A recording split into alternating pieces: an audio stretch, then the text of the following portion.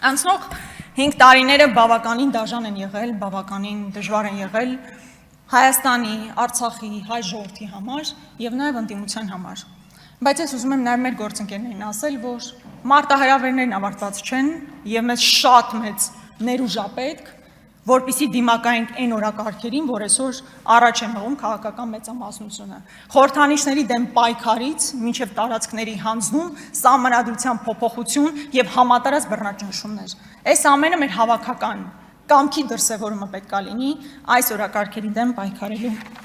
համար։ 18 թվականին պետք է արձանագրել, որ այս իշխանությունն իսկապես ունեցել է լեգիտիմություն, աննախադեպ լեգիտիմություն։ Իհարկե թե ինչ արեց այդ լեգիտիմության հետ, այլ հարց է, բայց այն, որ ունեցել է լեգիտիմություն, դա եւս փաստ է։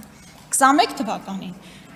որոշակի ընտրախախտումներով, բայց պետք է ընդունել, որ այս իշխանությունը ձևավորել էր մեծամասնություն եւ կառավարություն։ 26 թվականին